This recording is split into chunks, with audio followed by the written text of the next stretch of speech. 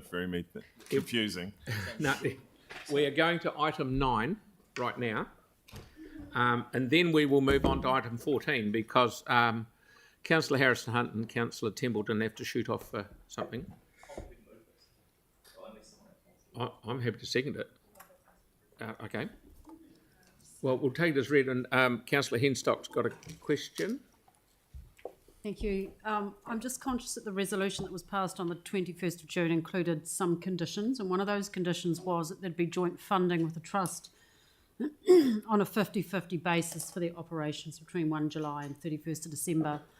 I don't recall seeing anything in the paper about that 50-50 funding for operations, and apologies if I've missed it. But can you share that information with us, please, and perhaps confirm that that particular condition has been met? Yeah, we have been in touch with the park fortnightly for the last 6 months.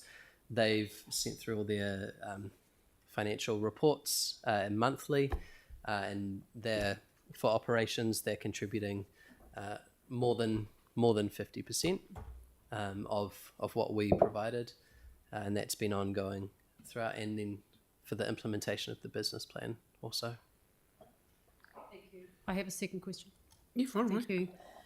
The second question really relates then to how those funds are being used, and I'm conscious the resolution said the funding was used to accelerate or enhance their projects or operations. So my concern is that the funding's actually propping them up rather than enhancing or accelerating.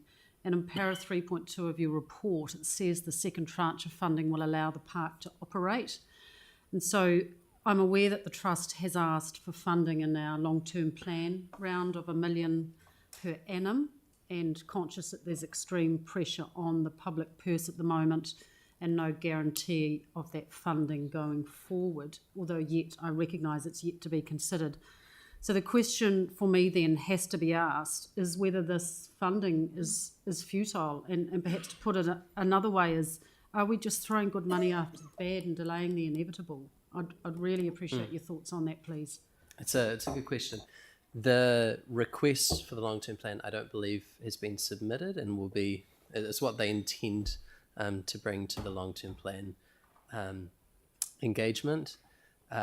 Certainly, from the money we've provided so far through the first tranche, we set what we thought were very high expectations of the park.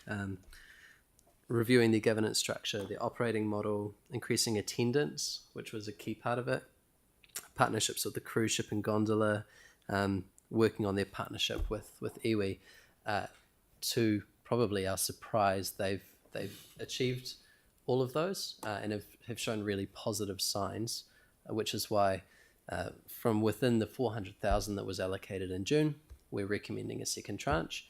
Certainly the long-term plan considerations will have to be considered. The risk is that if this wasn't awarded, their operational money would be really at risk, and they'd be really quite stuck. In the event that $1 million is not approved, or there's a sum that's less than that, what confidence have you got that they're going to be able to continue to operate? To continue to operate, high confidence.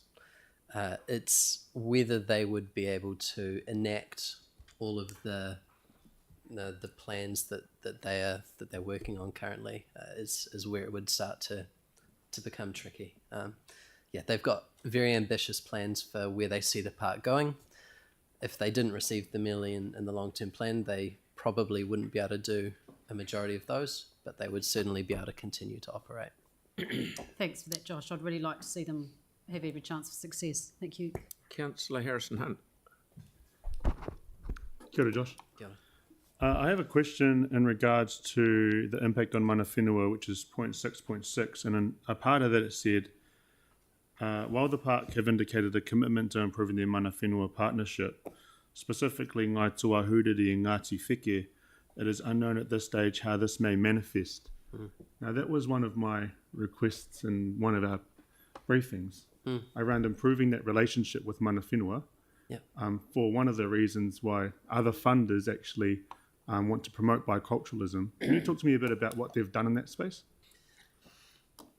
relationships are take time to form, and I think they've acknowledged that their relationship with both hapu has not existed really in any level. So of the 6 months they've had, I think about probably 3 or 4 months ago they indicated that they were approaching in a very gentle way to those two particular hapu, and were starting to build relationships.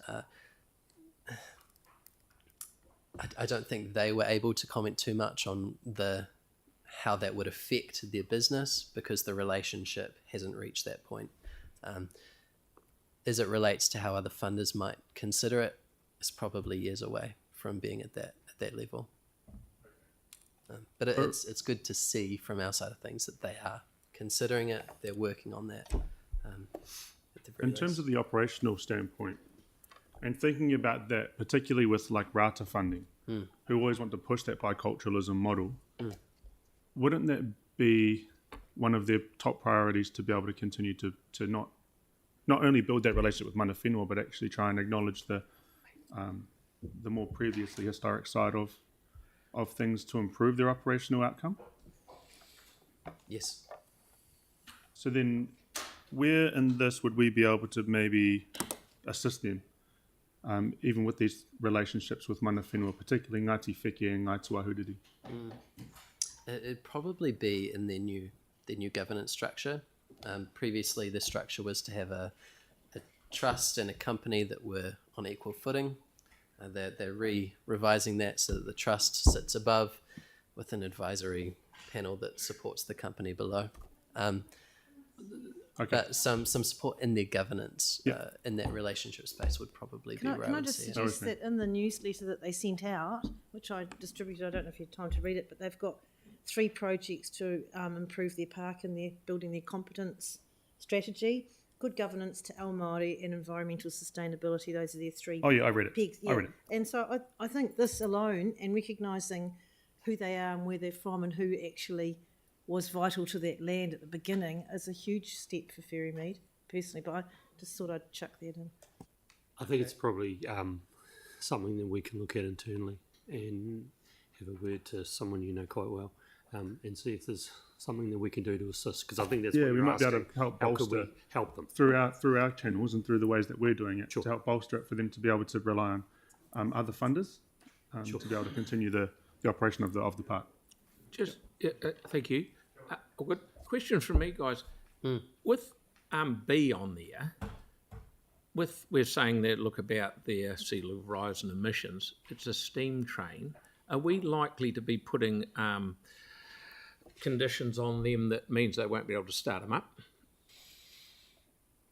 And when it says consider, that doesn't mean you have to do it. Just look at it, isn't it? We're not putting them to onerous thing. Correct. And the distinction here would be that we're asking this of the Ferrymead Trust and not of the STEAM Society specifically. Yes, but it's a consider and to work into their planning about how they look at this. I think it's also about where they are. And I don't think they had any consideration around what that land might look like in the next 30, 40, 50 years. And so it was more of we want them to think long term about that type of thing as well.